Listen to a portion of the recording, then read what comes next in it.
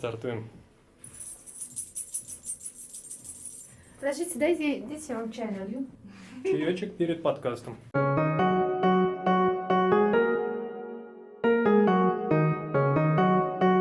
Андагала. Салам! Вы слушаете, а теперь еще и смотрите финальный выпуск первого сезона подкаста «Андагала», где мы знакомимся с людьми, делающими интересные проекты в регионах. Меня зовут Анастасия Сайкова. Сегодня у меня будет целых 2 гостя, а не один. И сейчас я вас с радостью познакомлю с нашей первой героиней, Юмой Андреевой, художником, мастерицей, мне кажется, да, если можно так сказать, народного костюма.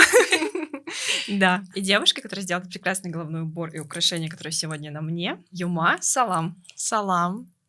Вообще, меня можно звать и Юма, и Таня, потому что вот такие 2 имени вообще в чувашской традиции — это норма. Хочется сказать Танюк. Нет? Танюк? Можно? Танюк можно. Почему нет? А почему Юма, кстати? Ты Юма, сама себе мне выбрала? очень понравилось это имя. В определенный момент я вообще изначально всегда хотела себе чувашское имя. Подумывала, какое его взять. И вообще только недавно, на самом деле, только вот этим летом зашла в словарь чувашских имен, и мне так безумно понравилось слово Юма, то что оно такое короткое, оно такое ёмкое. И теперь много кто меня так называет. Мне очень нравится. В словарях там много значений, но я ни одно из них вообще не хочу к себе причислять. Просто вот такое очень хорошее, приятное. Тебе нравится созвучие, Мне получается? нравится созвучие, действительно, да. Впервые я узнала о Тане на Чувашской биеннале современного искусства. Там, по-моему, была презентована, да, игра «Выбор», которую она сама сделала и разработала. Вот у меня даже есть 2 варианта этой игры. Это самый первый, который был на биеннале. Мне его подарила моя преподавательница. Вот это уже 2-й, более, как ты говоришь, подарочный, да. И я так понимаю, что дизайн вообще каждой коробочки, он уникален. Да, я сделала его для одной своей подруги, зовут ее Саванпи. Ага, мы знаем ее. Вот, то есть я сделала специально для ее дня рождения все это. Я не спала там ночами, рисовала это все, отпечатала буквально в день ее рождения, сделала украшение индивидуальное, то есть каждое украшение сугубо индивидуальное. И упаковка в том числе тоже индивидуальная, я рисую ее самостоятельно. А расскажи вообще, как тебе пришла идея сделать чувашскую мафию? Она сама ко мне пришла, то есть я ее не искала, просто есть такое прекрасное собрание чувашских сказок. Оно вроде называется «Чуваш халах самахлахи», если не ошибаюсь. Это такие вот старые сборники сказок. Там есть несколько вариаций каждого мифа. То есть с каждой деревни или с каждого района в этот миф по-разному обыгрывается. И в одном из вариантов мифа о Вубар, если кто не знает, Вубар — это такое существо мифологическое, которое вообще является демоном сонного паралича. Он приходит к человеку, душит его и потом высасывает его энергию. А также он подъедает немножечко луну. И решила я сделать по этой версии мифа такую игру, в которой существует не только Выбор, еще существует Тухатмаш, это такая чувашская ведьма. У нас село засыпает, и просыпается Выбор. Выбор идет, ищет кого бы удушить. Душит его, просыпается Тухатмаш, ищет кого заколдовать, чтобы он, этот человек, на следующее утро заболел. А потом утром все просыпаются и ищут этих злодеев. Я вообще сделала эту игру в основном для своих детей, для своих учеников. Я работала преподавателем в художественной школе, и как раз по числу учеников там число карт совпадает, и число учеников совпадает. Я так понимаю, что это расширено, здесь больше карт. Да, в новой версии там добавлен персонаж. Это Юмыш, это доктор, по сути. Он может исцелять тех, кого заразил Тухатмаш. Выбор — это слишком такое вот сильное и жестокое существо, чтобы Юмыш мог его как-то повредить. То есть там вообще все правила я дублирую на чувашском, на русском. Я вообще постаралась сделать инструкцию более интересной именно на чувашском языке, чтобы была мотивация прочитать именно ее на чувашском языке. Мне так нравится каждый раз, когда я говорю здесь у меня вот так вот шуршат мои монетки, и вы точно знаете, когда я киваю головой. Про тухью, вот, которую ты носишь, Так. это вообще моя первая работа тухью, то есть до этого я вообще ни разу ей не занималась, ничего подобного не делала. Единственное, делала я украшения нашейные. Вот сейчас на тебе, да, тоже твои украшения. Вот это вот первое украшение, которое вот здесь вот представлено, это самое первое украшение, которое я сделала вообще из чувашского народного костюма, можно сказать. Сколько тратится времени? На самом деле немного, тратится много времени, чтобы все материалы до меня дошли. Да. Ну, то есть это нелегкая работа, конечно, там пальчики немножко можно поукалывать, но это делается очень быстро, буквально за вечер, наверное, один. Вот и все. То есть такое вот украшение на себе на шейку. Да, про тухью хотела немножко рассказать. Я ее сделала, потому что очень вообще с детства хотела, наверное, с 7 лет. Помню, как-то родители пришли с родственниками, они такие: «О, Тань, тухью принесли». Я прям вообще побежала туда смотреть, а оказалось, это маленький значок просто, где Ого. нарисовано тухью. Я так Мгм. расстроилась. И это я в своей голове держала, смотрела тухи, которые вообще есть, и мне ничего не нравилось, потому что я хотела что-то свое, что-то такое более-менее аутентичное, похожее на историческое, во всяком случае. Но я ничего не находила. Либо это стоит просто баснословных денег, и это по факту является историческим экспонатом, музейным. И я решила сделать свою собственную тухью. То есть все подготовила, все материалы купила, и вот с первого раза, по сути, она у меня такая получилась. А как? Ну, то есть у тебя была какая-то выкройка, или ты, может быть, изучала, как это вот все Я делается? изучала того, как вообще крепятся монеты, а там это не шибко сложное дело, на самом деле. Мгм. То есть просто к основе все эти монеточки, все пришитые, бисер, обычными нитками. Ничего сложного. Единственное, что я могу сказать, что в чем я наблюдала, как это вообще крепится и зачем это нужно, чисто на примере своей хушпу, которая досталась мне от бабушки. О, уже Вот. интересно. Да, так. вот эту хушпу. Мне родители всегда говорят: не рассказывай о нем, не рассказывай. Да, поэтому я, наверное, не дам слушать этот подкаст им. Понятно, почему считается то, что нельзя говорить о каких-то прелестях, что у вас есть. Но у Но нас... я так понимаю, что, во-первых, мне говорили, что в советское время всех раскулачивали. Например, у всех забрали серебряную Да. хушпу, потому что там были серебряные монеты. И там, если кто-то даже сохранил, соседи могли сдать, что вот у вас есть хушпу, и как бы это уже все, тебя там ссылка, Сибирь, не очень приятный путь. А второе, наверное, может быть, и что-то есть такое Да, кто-то воровал, возможно, вот это вот, религиозное. да. У меня Кугамайс воровали серебряную хушпу из сундука ее, и причем, что мне кажется, человек знал, где оно лежит, что оно есть, потому что как-то очень целенаправленно шел. Вот именно. Значит, поэтому, скорее всего, и старались не рассказывать. Эту хушпу я посмотрела вообще как секрет крепления. Секрет крепления очень прост. Это просто нитки и просто кожаная хорошая основа. И я, по его примеру, решила сделать, правда, тухью, не хушпу. Но ты взяла Вот. себе какие-то вот именно исторические образцы для Исторические примера, потому что у образцы, тебя вот да. такие работы, которые я вижу где-то в книжках. Я, конечно, стараюсь еще и стилизацией немножко заниматься. Вот, например, вот это вот украшение у меня, это называется ама. Вообще у Вериалов украшение такое вот. Я его сделала буквально недавно, наверное, недели ему нет от роду. Это украшение я сделала для чувашского Хэллоуина. Вообще для меня немножко не характерно делать что-то вне анат янджи. Почему-то у меня немножко есть стеснение. Казалось бы, то же самое, то есть те же самые чуваши, те же самые вещи, которые существуют в моем народе, но у меня есть небольшое стеснение брать и делать вещи, которые существуют вне моей этнической группы, да. Вот так получилось, почему-то такое стеснение. И я вот дошла до украшения ама только вот совсем недавно. Она немножко стилизованная, то есть тут вместо какого-то бисера, тут у меня просто цепочечки. На Анастасии у меня украшения. Такое. Да, сзади, а там весь интерес, он вообще сзади расположен, на спине. Не знаю, если Да, видео будет, да. это видно. Надеюсь, что да. Она сделана по баторевскому украшению. Честно, не помню, как называется. И я попыталась немножко повторить хотя бы такой же эффект, только с помощью цепочек. Еще у меня есть вопрос, наверное, финальный. Ты же, получается, носишь эти украшения в своей повседневной жизни. Да. Какой ты получаешь, может быть, реакцию от прохожих людей? Вообще, ловишь ли на тебе взгляды какие-то? Ловлю, но я уже не замечаю, честно. Мне некомфортно, когда на меня, наоборот, не смотрят. Если на меня все смотрят, это хорошо. Если что-то спрашивают, это хорошо. Если как-то я, может, просто мимо прохожу, и никто не оборачивается, блин, странно. А как ты стилизуешь свои луки? Ну, то есть, вот как выбираешь вообще украшения? По настроению? Или ты понимаешь, ага, с этим платьем я ношу вот такое, с этим вот такое, с этим вот такое? Ой, я вообще смотрю вот по книгам, прям вот есть альманах хороший по чувашскому костюму, и ты просто листаешь такой, ага, вот это платье немножко похоже, например, на вот этот вот пиджак или кожаный тренч у меня есть, и он немножко может по силуэту похож на это платье. Надену на него ама. Вот, например, с пышными рукавами хорошо смотрится тухья.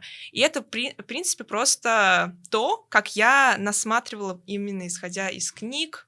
Это просто насмотренность. Да. Класс. Да. Тань, спасибо, что рассказала о том, Да. что ты делаешь. Давай Да. напоследок узнаем, кто же ты из чувашской мафии. Давай, Попробуй вытяни себе карту. Так, я вытяну. Вот. Вытягиваю. Я ялщины. Обычные, да. Тут карты вообще мои, они тоже по разным этническим группам. Спасибо большое.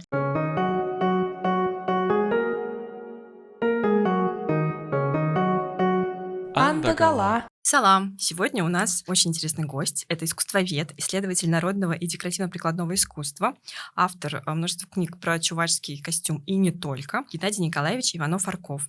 Геннадий Николаевич, салам! Салам, Бурнеди, салам. Вот, я знаю, что вы побывали в миллионе разных экспедиций. Я даже когда читала в интернете вашу творческую биографию, просто завидовала и думала, что есть такая работа, ездить по деревням, следить за бытом чуваш, искать сокровища в сундуках, все это документировать, снимать. Расскажите, пожалуйста, какие самые редкие вещи вы встречали в экспедиции, какие вам запомнились наиболее всего? Я хотел бы сказать, что поездки в экспедиции вообще-то была мечта детства. То есть слово «экспедиция» я еще не знал, понимал слово «туристы». Это люди, которые уходят куда-то надолго, желательно в гору. Ну и кроме того, просто у нас в роду были люди, которые не сидели на месте. Допустим, такая была судьба моего деда, репрессированного. Он был бродягой, видимо, уже просто по судьбе вот такой вот. Отец у меня был исследователем настоящим. Он был директором школы, организовал музей, собирал артефакты исторические, монеты.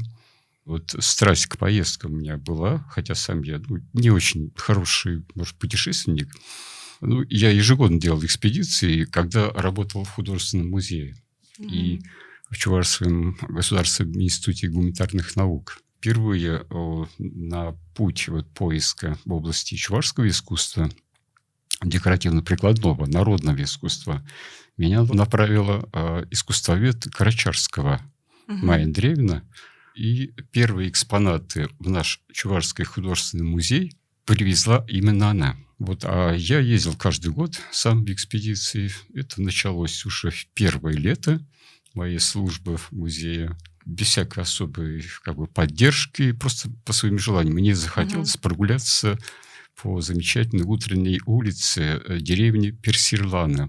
Я просто шел от дома к дому, общался, разговаривал и объяснял, убеждал, оценивал, восхищался искренне. Мы ведь не торгуемся с людьми, мы объясняем им ценность того, что мы сами видим. Иногда в каких-то случаях нужно оставить вещи в селе, в деревне, на месте.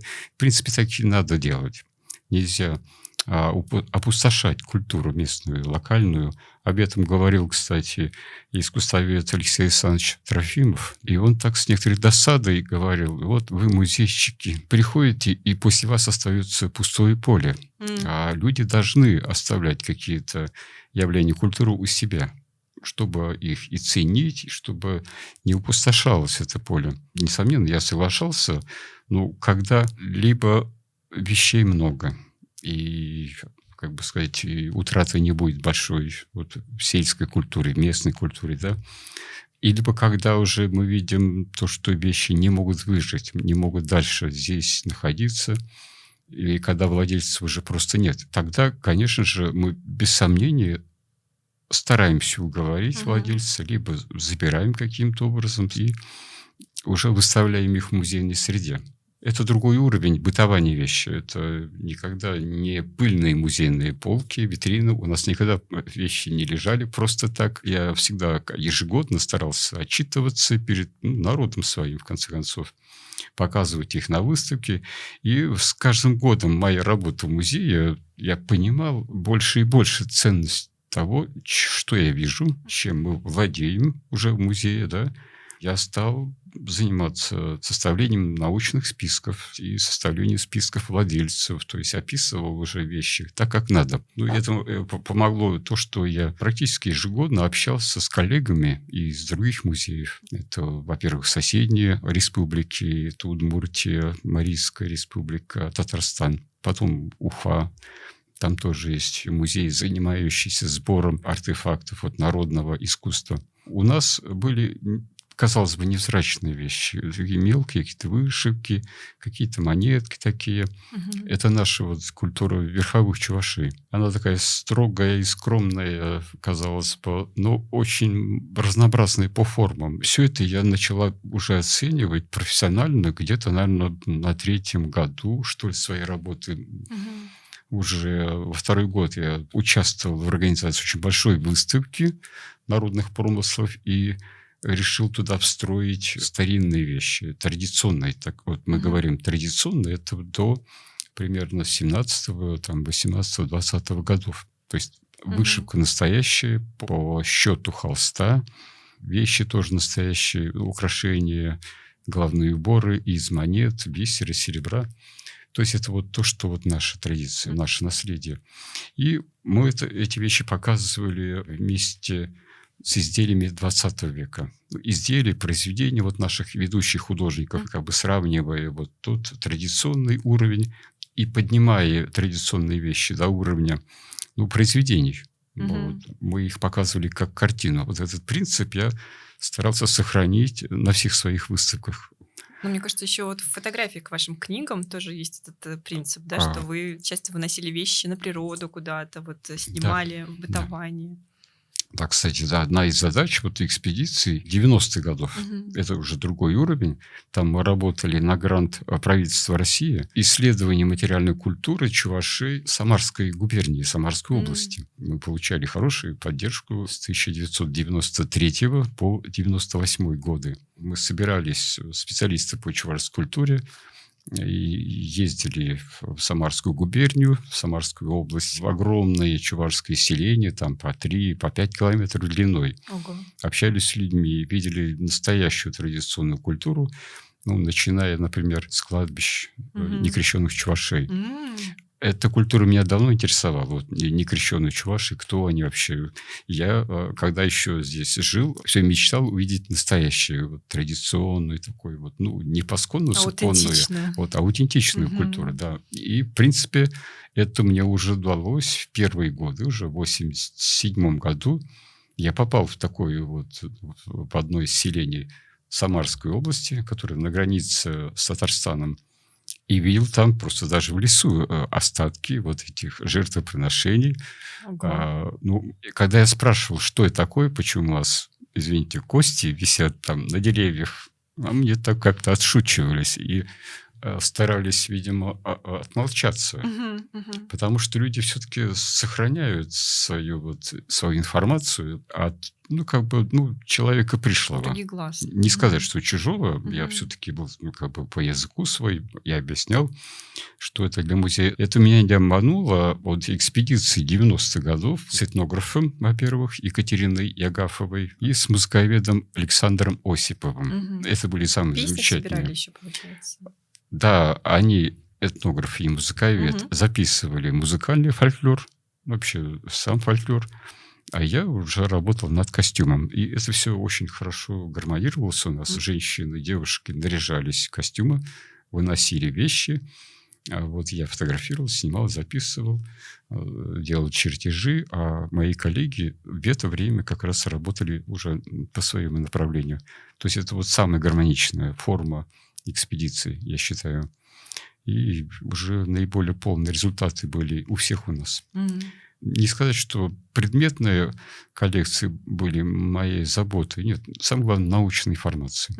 В экспедиции вот все, что ты знаешь, все, что ты видишь в других музеях, читаешь в книгах, читаешь у каких-то авторов прежних, 19 века, 18, все это собирается в одно гармоничное целое. Все это анализируется. Да.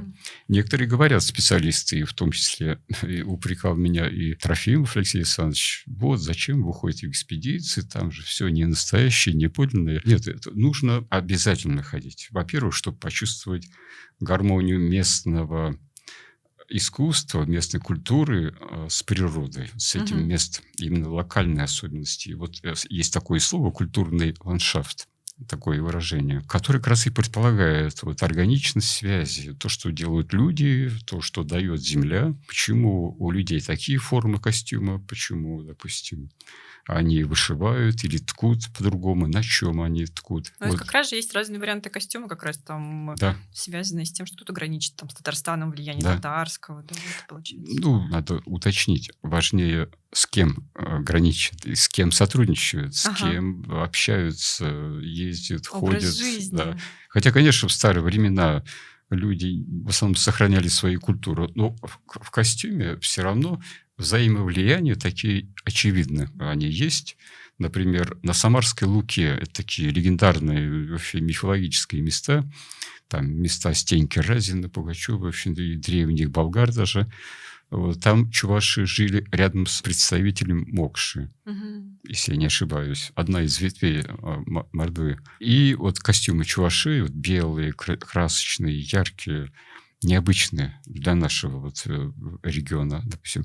Там явно влияние мордовского костюма, этой страсти, любви к нашивкам, к пуговицам. Экспрессивности какой-то, Да-да-да, яркости. Вот наши не смешивались с ними, но вот в костюме это влияние есть. Во-первых, они делились секретами, как вышивать, там, как нашивки какие делать, завидовали отчасти и интересовались, какие новые материалы для костюма можно купить на рынках. Например, красноузорный ситец или там синий для отделки белого своего платья. Это использовали.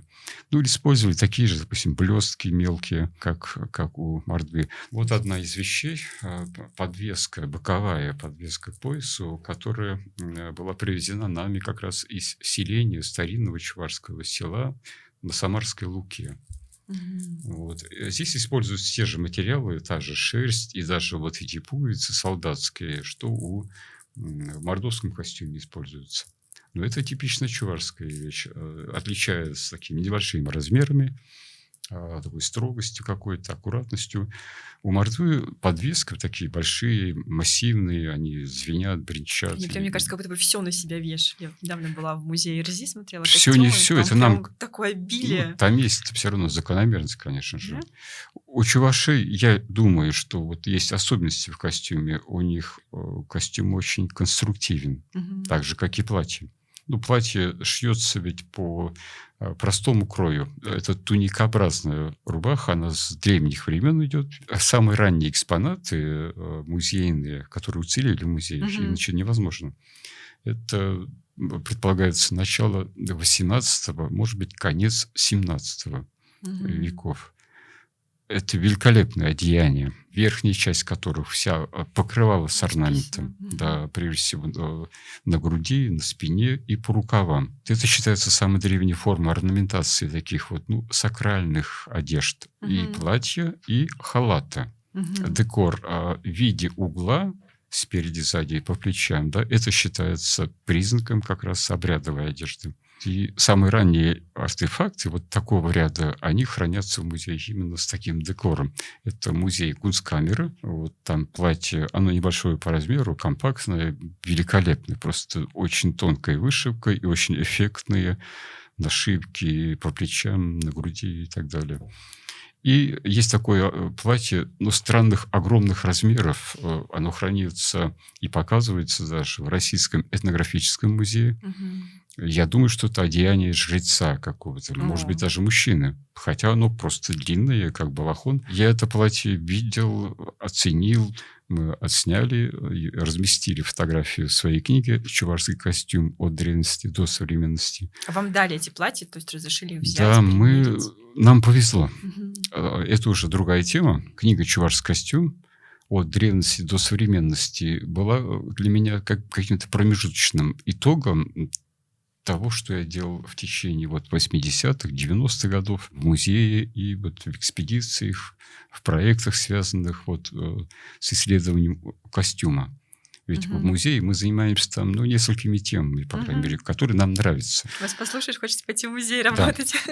Да, кстати, да. А музей – это такое место, где ты сегодня бываешь в гостях у академика, коллекционера московского, ленинградского, смотришь великолепные картины классиков, которые сейчас оцениваются миллионами. А тогда это были вещи, которые в рамке пыльной, со следами мух, висели где-то на стенах. К счастью, был такой период, когда меня вывозил мой шеф, можно сказать, главный хранитель художественного музея Николай Иванович Садюков, и хотел, чтобы я занимался именно коллекционированием картин, произведений, графики, живописи. Но все-таки у меня была уже тяга к другой теме, к своей родной культуре чувашской. Эта тема была связана и с моей дипломной работой на худграфию. Мы все-таки сделали проект на чувашскую тему. О, кто был? Я даже удивляюсь, как в те годы нам как бы сказать, посоветовали сделать такую работу и поддерживали ее. Это уже заслуга нашего преподавателя, искусствоведа Григорьева, Алексея Григорьевича. Он очень зорко, видимо, отметил, что ли, наше желание, может быть, я не знаю, почему он предложил мне и команде, нашей группе именно такую тему. И это было первое знакомство с чувашской культурой. Какая тема была? Еще, значит, во время учебы на худграфе. А тема тоже была необычная для студентов. Это была тема «Музей под открытым небом». Чувашская, этнографическая, краеведческого типа, может быть, музей народной культуры. Это музеи, которые существуют во многих приличных странах. Например, самый известный музей – это Скансен в Стокгольме. Находится прямо в черте города, на одном из островов. Небольшой красивый музей. Там есть настоящие дома, постройки, хозяйственные и прочие, привезенные с разных провинций Швеции. То же самое мы хотели сделать у себя. Насколько это было возможно по той информации доступной или какой-то недоступной. Мы разработали проект, и это все было хорошо прозвучало на дипломе, на защите диплома. Нас было 5 человек, не все были чуваши, это не важно, но все по этой теме вложили свое. А идея там какая была? Привести разные избы, где-то их собрать, получается? Да. Идея была такая: избы, постройки, мельницы, и расположить это в адекватном таком, в соответствующем ландшафте. Мы выбрали это место тоже в черте города, Лакреевский лес, и эти долины, овраги, огороды там где-то за Лакреевским лесом. Это был хороший проект. Да, было бы прикольно. Да, если бы он реализовался. Здесь компактное место, транспортная доступность, вот такие вещи. Наших сил уже не хватило, потом мы уже работали по другой теме. Вам повезло, что вам дали вот эти одеяния 19 века для фотографий. Почему повезло? Музей – это очень строгая организация, закрытая, разумеется, да. На самом деле в музее там несколько таких важных моментов ограничений. Нельзя допускать людей в фонды, нельзя отдавать артефакты, которые находятся в разном состоянии для каких-то целей малопонятных и способных повредить вещи. Это ткань, это вышивка, это шелк, шерсть, это все очень быстро портится, поэтому в музеях мало сохранилось вещей ранних. В основном это 19-20 века. Нам в Российском этнографическом музее, да и в других музеях, куда мы ездили собирать материал для книги «Чувашский костюм», нам эти вещи давали. Бесплатно, могу сказать. Могу сказать точно. Мы расплачивались книгами потом уже. То есть это было время, не сказать, что такое свободное, но... Наверное, меньше было барьеров всяких. Да, барьеров было меньше, и люди понимали, для чего мы к ним приходим. У нас было всего около 10 музеев. Мы приезжали, конечно, с письмами. И еще был очень важный фактор. Меня уже знали в этих музеях. В 90-е годы, 80-е я ездил на конференции, общался с людьми. Где-то были уже друзья добрые, такие советники. Уровень музейщиков, из центральных городов, он все-таки высок. Это кандидаты, доктора, прочее. Но у меня была специализация. Я был местным кадром. Кстати, интересно, как стать местным кадром? Ведь не учили же, в принципе. Это только свой опыт, своя насмотренность, свое изучение чувашской культуры. Я думаю, здесь 2 момента есть. Во-первых, после худграфа это все-таки уровень педагогический, да? Я работал в русском селе 3 года в школе. Это было знакомство с какой-то другой культурой. Русской, такой еще старовеческой. Потом знакомство с чувашской культурой, возвращение к ней. И кроме музея я еще работал в Институте гуманитарных наук. Тогда это еще называлось Научно-исследовательский институт языка, этнографии и истории. Там же была стихия чувашской культуры. Мы все общались только на чувашском языке. То есть это были мои университеты, 5-6 лет, проведенных в этом Институте гуманитарных наук. Поэтому это соединение практики музейной с научной работой в гуманитарном институте, И плюс еще занятия, наверное, в каких-то общественных структурах, например, в фотоклубе чебоксарском, ракурс, общение с фотографами, с людьми, которые умеют что-то делать, вот визуально. Вот, наверное, тогда все это вот формирует человека. Меня, по крайней мере, так формировал. Ну, по крайней мере, того уровня, которого я считаю достиг. Поэтому практика для меня важнее. И, конечно же, научность вот этой практики. Научный подход. Да, потому что многие сейчас и занимаются костюмом, и изысканиями своими историческими или псевдоисторическими. Я интересуюсь тем, что я могу увидеть в этой культуре, что я могу внести в эту культуру. Вот это для меня важнее, потому что фантазии и такие псевдоисторические изыскания. Я, к сожалению, вот ежедневно почти сталкиваюсь с этим. Иногда такие встречи бывают раздражающие, но не пугающие, потому что у меня есть свое, я знаю костюм, я встречался с людьми, у меня есть архив, и книги, в конце концов. У меня не жесткая позиция в своих изысканиях, просто своя тема, и все. Но мне кажется, еще когда работаешь вот с предметами, с вещами, которые ты видишь, можешь пощупать, посмотреть, ты просто уже как наблюдатель оцениваешь. То есть ты вот, ну, не знаю, видишь хушпу, оно вот такое.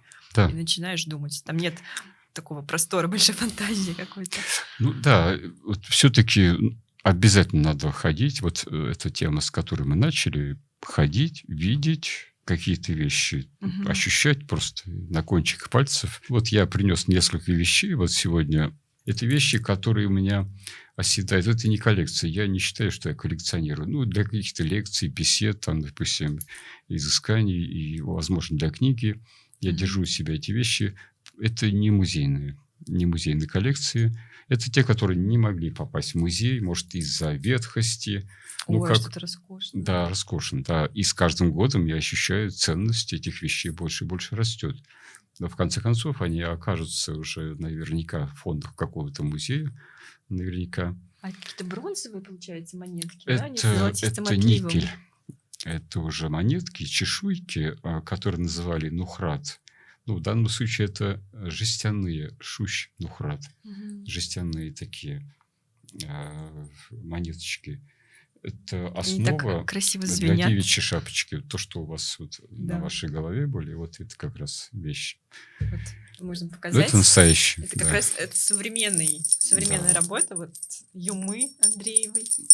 Ну да, там Она у неё делала, по-моему, как раз за основу 3, брала да? исторические штуки. Вот как вам? Да, это красиво очень. Правильно сделано, в принципе. Хотя орнамент нужно еще выполнить ну, хотя там, да, есть тесьма. Это как раз вместо орнамента. А вообще там была вышивка в виде пояса. Ну, смысл головного убора в том, что на тебе Вселенная. Да. На верхушке знак Солнца. И вокруг головы тоже идут знаки Солнца, и либо 12, либо 6 вот таких вот знаков в виде ромба, креста такого. Кстати, вот это уже знаки Солнца, тоже на Тухье, но Тухья низовых чувашей.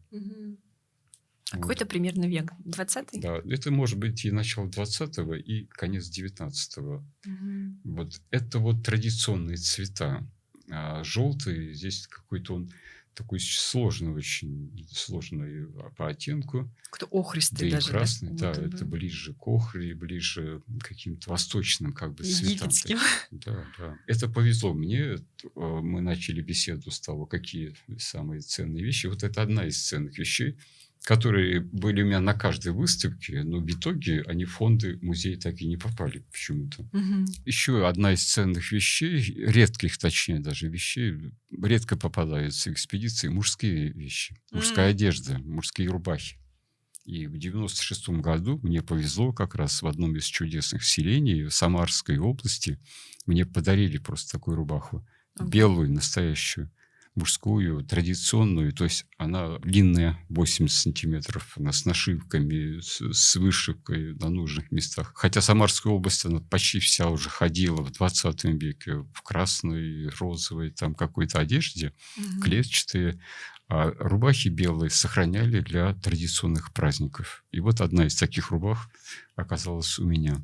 Я тоже ее выставлял, публиковал вот и в этой книге замечательной Интересно, почему? чувашские вещи. Как-то быстрее мужчины перестали... Да, мужчина, он носитель других традиций, Задач. другое поведения. Он человек, не сидящий на месте, погибающий на войне, уходящий на работу в другие места. Женщина — носитель традиций домашних, вот этого гнезда, родового, Сундук. начала, да. Все свое на ней, на женщине, украшения, орнамент, все символы, да, своего рода. Вот по женщине можно узнать, откуда вообще это и куда ты пришел. Поэтому женщина играет, конечно, роль важнейшую в нашей культуре. Поэтому в публикациях моих там образы женские, девичьи, вот, мало, конечно, мало мы в своих книгах даем образов пожилых людей, хотя это само по себе интересно. Да, такие Очень лица, мне интересно. кажется, такие Да, прям лица. колоритные. Ну, мне везет, что таки я умею, владею еще фототехникой. Я фотографировал для себя вот все экспедиционные летописи. Наполовину они как раз составлены из портретов. Не специально, чтобы сделать портрет, фотографический, творческий. Хотя само по себе интересно, и какие-то вещи даже переосмысляются сейчас мною. А чтобы зафиксировать, кто был со мной, с кем я общался, что мне говорили. И сейчас эти встречи 90-х годов, 80-х, они все очень ценны Ну вот ко ваши мне. фотографии, мне кажется, можно какой-то этнографический альбом как раз оформить. Они уже стали, по сути, реликвией такой. Я не знаю, да, у меня какой-то архив есть, кстати. Я фотографии использую, в какой-то своей творческой работе. Да. Смотрите, я смотрела ваше Мгм. интервью. Кстати, хочется сказать, что у Геннадия Николаевича есть YouTube-канал. Там есть потрясающие 3-часовые видео с экспедиции. Вот в Ульяновскую область я смотрела, да, как раз, по-моему, там Самарскую что-то я не увидела, не помню, есть или нет. Но вот можно даже найти какие-то видеодокументации. Я как раз видела, вот почему я спросила про этнографический альбом, потому что вы там показывали, что вы держали в руках вот этот Да. самый, не знаю, талмуд, где все фотографии, которые мы сейчас с радостью там находим в музеях, выкладываем, да, а вы просто вот держали эту папочку, где все было видно, и самое главное, у каждой фотографии там была большая, обширная подпись сопровождения. А что это вот за альбом, где это вы такое нашли?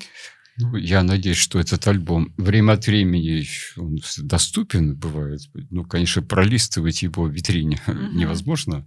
Этот альбом, этнографический альбом, так он называется.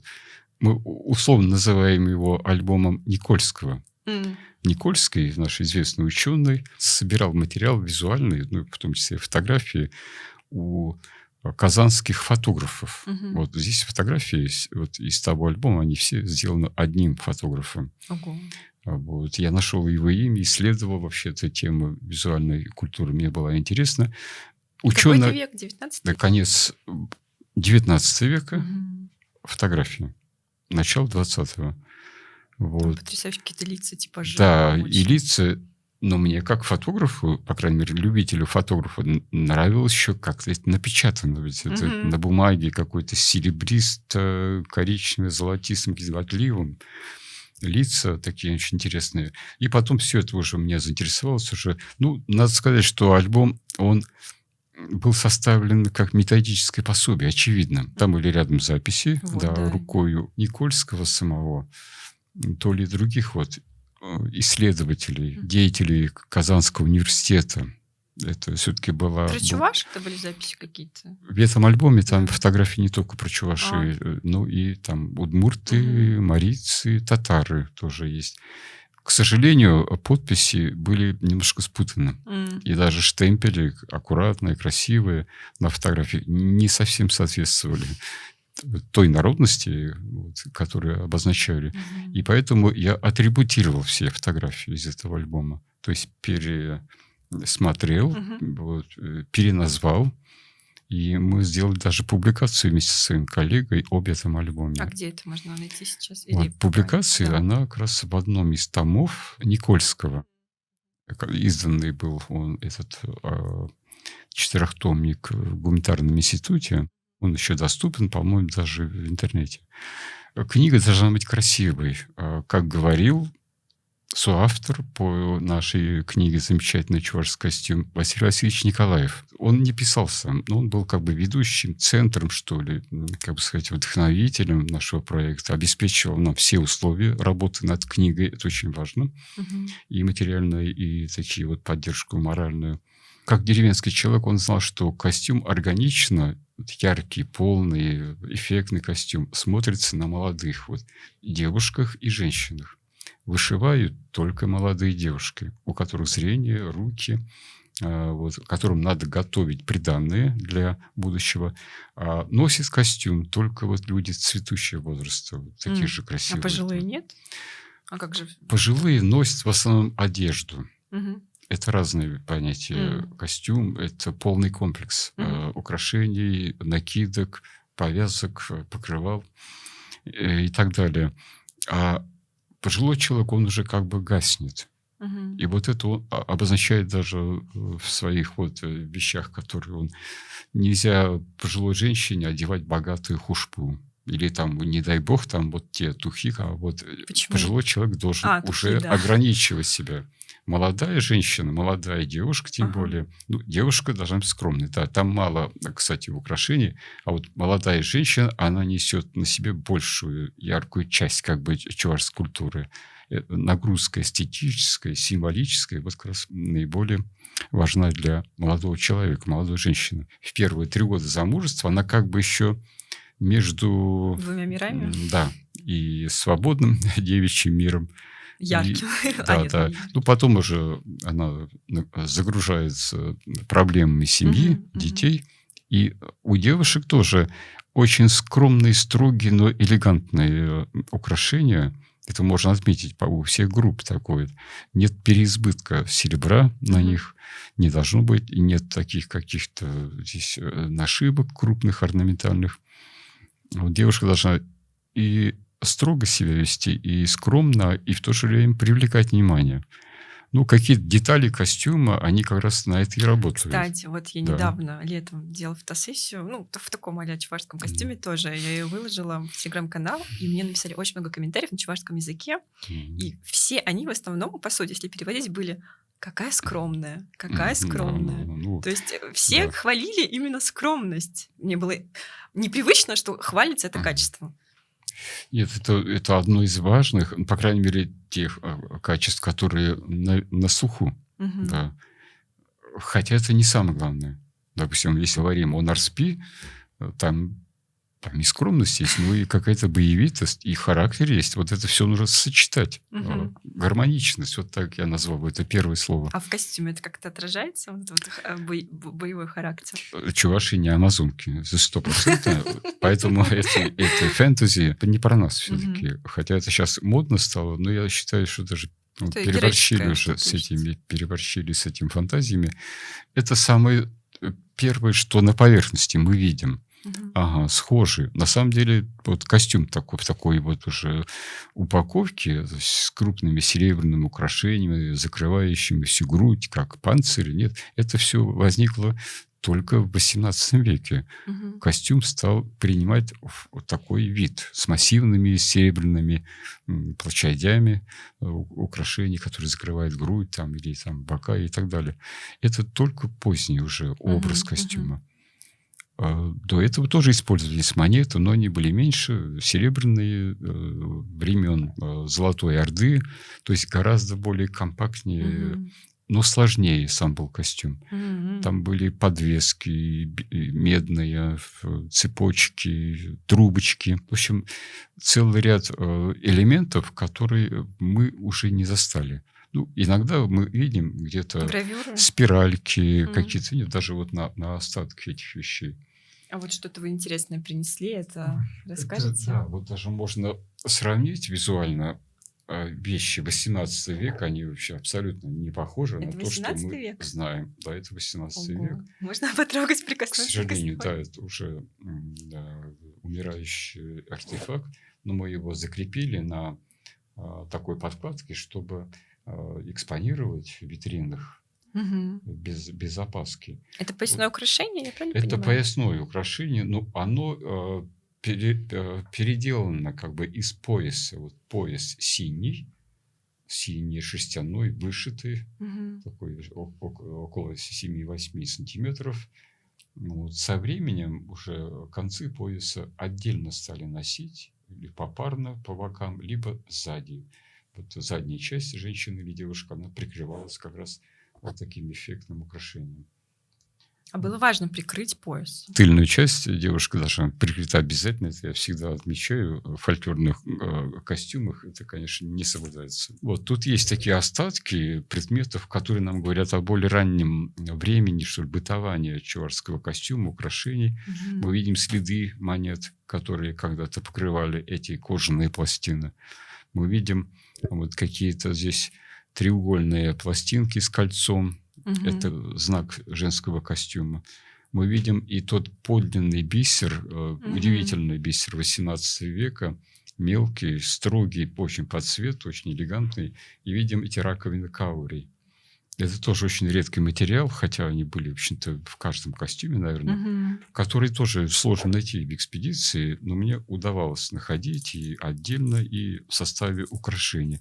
Вот такие элементы, которые неизвестно как попадали на Чувашскую землю, в Чувашский край, очень высоко ценились. Они, Мгм, разумеется, мгм. покупались, и им придавалось всегда такое сакральное значение. То есть их считали, видимо, каким-то подарком Бога, там, подарком Вселенной, что ли. Мгм. Вот. Обычные вещи, шерсть, холст, нити, это все считалось, ну, таким домашним. Мгм. То, что можно делать самим. А привезенные откуда-то, Ну да, как неизвестно оно кем. создается, непонятно. Да, да. И примерно такое же отношение было и к монетам серебряным. Когда Мгм. они стали появляться уже у нас после Петра Первого, это были крупные талеры, были рублевые монеты уже. Им тоже придавалось большое значение. Мгм. Особенно таким приметным монетам. Допустим, монеты с головой Екатерины II, там, Елизавета Петровна. То есть это называли кудрявая монета, кудрявая майра. Да, такое слово. А вот у вас там еще какая-то кошелечек, что сумочка, что это? Да, это тоже к вопросу о поясных подвесках. Вот такие же подвесочки пришли на замену тем, которые мы сейчас только что смотрели. Здесь есть два То есть, момента. я понимаю, было что-то такое, и оно упростилось. Нет, вот эти большие. большие. Да. Мгм. Да, это уже упрощенный Мгм. вид подвески, уже соединенный с поясом. Вот поясочек здесь до формата тесемки упростился. И украшения здесь можно вешать с обеих сторон. Это такой хвост, защищающий с одной стороны тыл, Мгм. тыльную часть девушки, с другой стороны и привлекающий, в общем-то, к походке девушки, к ритмике ее движения, плавной ритмике. Мгм. В общем-то, вот такой амулет, можно сказать, и извлекалочка такая своего рода. Сара называется это. Вот подобных вещей много, но мне лично особо ценна вот такая вещь, которую я тоже часто показывал на выставках, в публикациях тоже. Это сурбан из семьи нашей, и прабабушка, по крайней Его мере, или вышивала? кто-то. Ну, вряд ли она сама вышивала, может, Мгм. она имела, может, даже и вышивала в Мгм. детстве. Вот эту вещь я помню просто с самого раннего детства. Постоянно она была. Слава богу, она сейчас уцелела в такой сохранности. Очень элегантная здесь бахрома на желтых таких нитках с черными, с целым рядом черных монеток. И элегантная вышивка. Я, кстати, тоже принесла вот Майкугамай шпу. Ну, это вот средненизовые, я так понимаю. Но он уже Да. упрощенный получается, да? И форма, она традиционная, настоящая, да. Мгм. Вот такой низенький цилиндр. Обязательно налобная часть выделяется одной монетой. Вот здесь Мгм. должна быть монета. Что Ну, могут свободно висящие здесь подвески, и нижняя лямка должна быть соединена. Здесь очень правильная форма и правильный, ну, как бы, Только здесь вот монетки правильная попадали, структура видимо. декора. Ага. Вот, а хвост тут желательно заменить. Вот взять такую настоящую кожу, например, вот такую кожу, ну, может быть, потоньше. Мгм. Вот такую кожу. И до 8-10 сантиметров, может быть, ширина хвоста. Вот вот хвостовая часть очень важна. Я подумала, что вот тут даже монеты, они крупнее, чем на том экспонате, который вы показывали. Вот это вот, да, что раньше было элегантнее, а сейчас стало вот Нет, мощнее. это, знаете, Нет? Это не размер монет, он зависел тоже от состояния семьи, да, вот от достатка семьи тоже Мгм, учитывалось. Но чувашская культура, она такая демократичная. Вот, в любом случае девушка могла бы себе позволить монетки, либо такие вот дешевые имитации монет. Все Мгм. равно на выбор, лишь бы все это сделать аккуратно, красиво, элегантно. Поэтому вещь интересная. Ну, Ну, знаете, у нее история есть. Вы рассказывали, да, свою детскую историю, как вам было важно, что вы росли в этом и ценили. Татьяна тоже рассказывала о том, что вот у нее там тоже бабушкин хушпу повлиял на нее, а я просто в восторге от истории, что у нее кугамай было серебряное тоже хушпу, прям традиционное, она Мгм. получила его от матери своей, причем что вот она одна единственная дочка родила, остальные братья были, она вот Мгм. прям сразу его забрала, его у нее украли в советское время, и она продала корову или какой-то скот, Мгм. потому что вот она деревенская женщина, ну, росла, жила вот в труде, да, но она не представляла, чтобы у нее в доме не было хушпу. Для нее это было вот, ну, абсолютно не ее жизнь, не ее мир, и она вот продала эту скотину, и кому-то вот эту хушпу заказала, я не знаю, кому, кто-то там подпольно делал, какой-то мастер на заводе отливал вот это все. Ну, то есть это вот для нее была такая ценность. И я когда слышала эту историю, я просто думала, насколько, да, в чувашском мире, вот в моей Кугамай, она не мыслила свою жизнь без того, чтобы у нее на праздник всегда было это украшение. Она как будто бы голая была бы без него. Так Да, интересно. наверное, это хорошее выражение, как будто бы голые. Потому что, ну, мы, конечно, во-первых, как мужчины, во-вторых, как люди не совсем глубинные чувашской культуры, мы этого не понимали и не Мгм. понимаем, наверное, так по-настоящему. Но те, кто рос вот в этой среде глубинной, конечно, им важно продолжать иметь Да. эту вещь, этот символ. Вот я, может быть, рос не в той культуре, но все-таки могу понять людей, которые восстанавливают, либо реконструируют, либо Мгм. делают подобие. Конечно, наша культура, она, в общем-то, драматичное время переживала тоже, как и весь народ. Но люди, извините, вот люди все равно даже в таких условиях старались сохранять свои понятия, да, о культуре своей, свою память о своей семье и восстанавливать старались вот эти вещи из любого материала, который был доступен. Да. Мне бы просто хотелось с вами сейчас еще обсудить блог про современную интерпретацию чувашского костюма, вообще чувашской культуры. Я была очень вашей фразой восхищена, когда смотрела какое-то интервью, вы сказали, пожалуйста, откажитесь от желтого цвета в чувашских костюмах. Ну, тем последних лет я занимаюсь все-таки исследованием и народных промыслов, и Мгм. творчеством тех художников и народных мастеров, которые работают в этой сфере. Мгм. Это и вышивка, ткачество, куклы. У нас такой великолепный был старик Дверенин, Мгм. участник войны. У вас книжка есть Да, о нем. великолепно. Потом сейчас я занимаюсь темой нашего самого славного предприятия «Пахотеря». «Пахотеря» качественная, замечательная вышивка. Пишу книгу. Делала советскую блузку этой фирмы. Мгм. Какой-то такой вариант они делали. Золотой вариант, да. Я смотрю, насколько современные вещи... Ну, я не строгий Мгм. и не судья. Мгм. Нам нельзя быть судьей тому, что делают художники или тому, что делали, тем более, да. Нужно понимать, в каких условиях, допустим, работала та же «Пахотеря». Кто работал, для чего, для кого. Для простого человека или для сталинской выставки, допустим, на ВДНХ. Мгм. Вот все эти вещи надо учитывать и подходить с точки зрения, допустим, какого-то жреца XVIII века к современной девушке, да, вот, которая Мгм. носит элегантное розовое, допустим, украшение на шее абсолютно нельзя. И не нужно, и да и... Тут, у нас есть тут образец современной версии. Барбикор. Чувашский Да, барбикор. да. Эта тема трендовая, вполне вот, связанная, понятно, с Барби. Вот вполне можно, да, Мгм. можно поиграть, можно иронично относиться. В принципе, и материалы доступны. И в то же время есть все равно привязка к традиционной композиции. Это раковина каури внизу, потом монеты, потом бисер должен быть сверху. Очень правильно сделанная вещь. просто по-своему, и все. Мгм. Вот, и поэтому здесь всегда есть запреты, которые нельзя допускать. А вот какие это, интересно? Ну, Такие а, базовые правила. базовые правила. Даже в детском костюмчике, да, вот в одежде детской, даже в детском саду нельзя, конечно, использовать цвета государственного флага. Мгм. Это цвета желтый и красный, они как раз у нас нашим великим художником Юрьевым введены в нашу государственную символику, но это не народное искусство, не народные цвета абсолютно. Мгм. Есть, конечно, артисты, которые позволяют себе лихо так вот какие-то использовать узоры, слишком много орнамента яркого и крупного на сценах у нас. Есть, которые путают женские и мужские головные уборы, женские и девичьи. Мгм.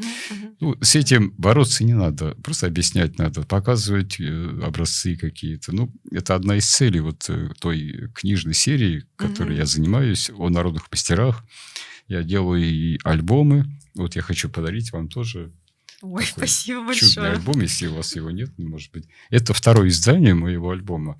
Ну, здесь я собрал все образцы мастеров и художников, которые были доступны на тот момент. Вот эти книги мои немножко и портят мастеров. Они начинают подражать почему-то не самым лучшим образцам, но и в то же время просвещают. Я считаю, что это вклад мой какой-то, по крайней мере, в летопись народной культуры, в современной ее ипостаси.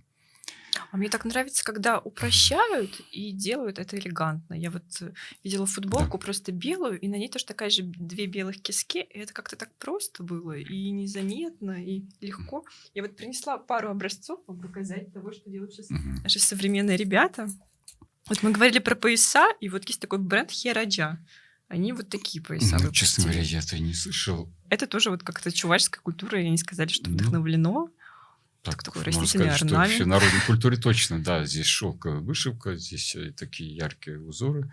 Можно носить ее по-разному, даже вот так вот. Да. Вообще нужно к вещам относиться, ну, свободнее. Мгм. Потому что раньше ведь предметы костюма, раньше в традиционной культуре, они были как бы такими очень знаковыми, как униформа. Мгм. Все должно быть на месте, все должно быть в соответствии с возрастом, со статусом человека. Сейчас и к чувашским вещам, и к украшениям мы можем Проще. отнестись не проще, а свободнее, вот Мгм, так сказал мгм. бы я, да. Допустим, я могу повязать, допустим, полоску пояс или полоску вышивки себе на шее в качестве галстука. Мгм. Можно вполне. И как символ. Мне нравится, вот когда наши представители нашей культуры, элегантные, красиво образованные, носят какое-то одно украшение Мгм, на мгм. своем костюме, У вечернем Веры Кузьминой, платье. вот я недавно смотрела ее Да, фотографии, просто да. какой-то эталон. Вот она где-то, везде что-то Вера добавляла. Кузьмина, она как раз была эталоном. Да, во-первых, она росла в этой культуре. Она умела все одевать сама. Мгм. Повязать правильно, именно так, как это делалось у них в селе Янших-Ванараваши. Вот. И она умела небольшую даже вещичку, вот, небольшое украшение куда-то вот повесить, надеть, приколоть. Да. Ну, как правило, она ходила в стилизованных костюмах, которые по ее как бы заказу Мгм, кто-то изготавливал мгм. из мастеров. То есть она была эталоном. И не скучные костюмы были у нее. Всегда что-то свое она привносила. Конечно, это понятно, что она как театральная актриса, артистка великая, она умела к каждой ситуации подбирать что-то свое. Но прежде всего потому, что она была чувашка настоящая. Мгм. Из такой художественной, образованной семьи. Из той еще. И плюс фигура Петра Петровича Хузангая. Да. Великолепная женщина. Вот, наверное, финальный вопрос уже задам. А каким бы вот вы видите, может быть, да, дальнейшее развитие чувашского костюма? И вообще понятие чувашский костюм можно ли вот в будущем как-то применять? Я думаю, да. Потому что, ну, во-первых, мы чуваши. Вот. А у чувашей все-таки было важнее дом, семья, род, труд, красота, конечно, хотя она не была самоценностью. Красота рождалась из всего, что окружало человека. Мгм. И, конечно, ум. Ну что ж, давайте, да, искать в себе красоту, Да. мне кажется, и в мире. Это И очень в людях. важно. И в людях, Да. да. Геннадий Николаевич, спасибо вам большое за эфир, что нашли время. Мне кажется, было очень познавательно. Будем следить за вашими Ага. работами. Спасибо большое, что были с нами. Ждем, надеюсь, второй сезон. Хочу, кстати, поблагодарить всех, кто скидывал донаты на этот выпуск, потому что съемка стала возможна благодаря вам, вашим пожертвованиям. Это супер ценно. До новых встреч. Теперь телеполучень. Да, спасибо. Вы такой первый герой в нашем видеовыпуске. Спасибо за смелость тоже. Ну, что там, какая смелость. Надо быть собой, и все.